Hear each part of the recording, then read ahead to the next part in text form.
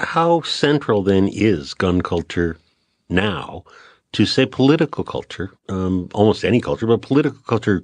How important is gun culture to the politics of either the United States or Canada?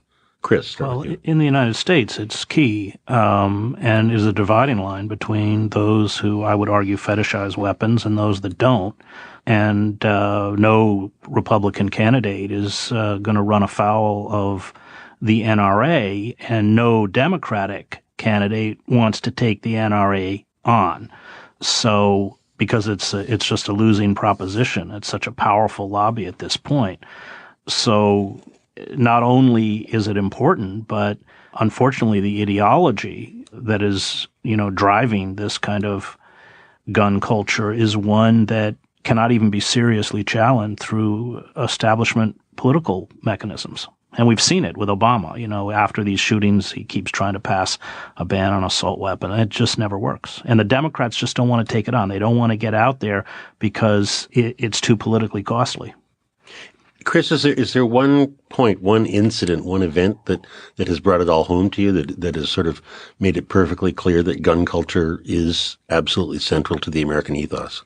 Well, Andrew writes about the Newtown Massacre. I would say that because, here you had, 20 little elementary school children shot down, murdered in a town in Connecticut. And let's be clear, they were white. So, that evoked a kind of, black children are shot in Chicago almost every day. And it doesn't evoke the same kinds of responses, which I think another is a window into the endemic racism within American culture, buttressed by the American media. But so we have 20 little white children all killed, and we can't budge. We can't make any changes to this insane. Remington makes the AR-15. Remington makes hunting rifles. There are an estimated 1.5 million of these semi-automatic weapons, which are largely useless for hunting. Certainly useless for hunting large animals.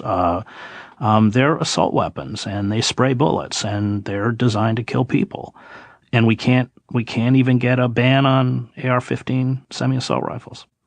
And after every such incident, it can happen anywhere in the United States, there's usually then a general outcry that lasts for 2 minutes or 2 days or whatever. Because the power structure is impotent. The power structure there's nothing they can do to stay the hand of the gun manufacturers. So what could be done that would actually start the conversation?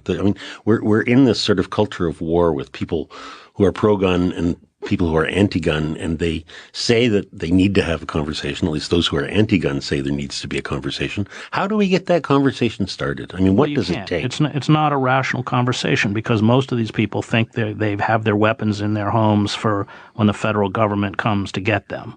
That's the First Amendment, isn't it? That's why there is a right to bear arms. Right, but I can assure you the moment a SWAT team shows up, they're going to run out of the house with their hands up. The idea that you're going to take your AR-15 and hold off, a trained platoon or SWAT is insane. I covered the middle wars in the Middle East and Yugoslavia. Everybody had guns, and they often had AK-47s. But, at a moment like that, it's kind of suicidal. So it's a fiction.